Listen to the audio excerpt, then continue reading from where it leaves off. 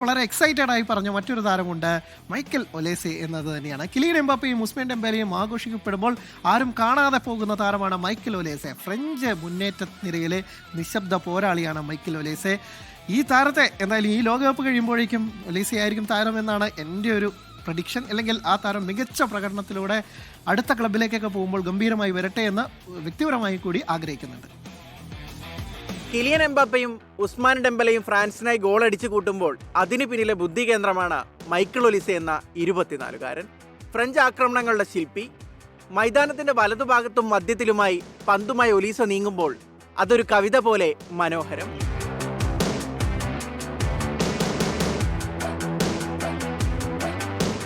മൈതാനത്ത് ഒലിസെ പന്ത് സ്വീകരിക്കുന്ന നിമിഷം മുതൽ എതിരാളികളുടെ പ്രതിരോധ നിരയിൽ ആശങ്ക പടരും.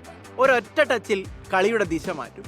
പന്ത് കാലിൽ ഒട്ടിയിരിക്കുന്നത് പോലെ മുന്നേറുന്ന ഡ്രിബ്ലിംഗ്, എതിരാളികളുടെ പ്രതിരോധത്തെ ഒരു നിമിഷം കൊണ്ട് കീറിമുറിക്കുന്ന കൃത്യതയാർന്ന പാസുകൾ, കളിയുടെ താളം നിയന്ത്രിക്കുന്ന അപൂർവമായ ഫുട്ബോൾ ബുദ്ധി.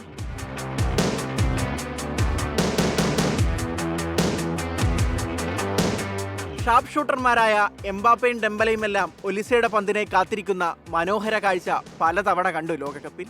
എംബാപ്പെ നേടിയ 6 ഗോളിൽ 3 ഒലിസയുടെ അസിസ്റ്റിൽ, ആകെ 5 അസിസ്റ്റ്. ഒരു ലോകകപ്പിൽ ഏറ്റവും കൂടുതൽ അസിസ്റ്റ് എന്ന പെലയുടെ റെക്കോർഡിന് തൊട്ടരികിൽ. ബുണ്ടസ്ലീഗയിലും തകർപ്പൻ ഫോമിലായിരുന്നു താരം. കഴിഞ്ഞ സീസണിൽ ബയേണിന് വേണ്ടി 57 മത്സരങ്ങളിൽ 53 ഗോൾ കോൺട്രിബ്യൂഷൻ. ലോകകപ്പിലും തകർപ്പൻ ഫോമിലായതോടെ റയൽ മാഡ്രിഡ് ഉൾപ്പെടെയുള്ള ക്ലബ്ബുകളുടെ റഡാറിലും താരം എത്തിയിട്ടുണ്ട്. World cup desk 24.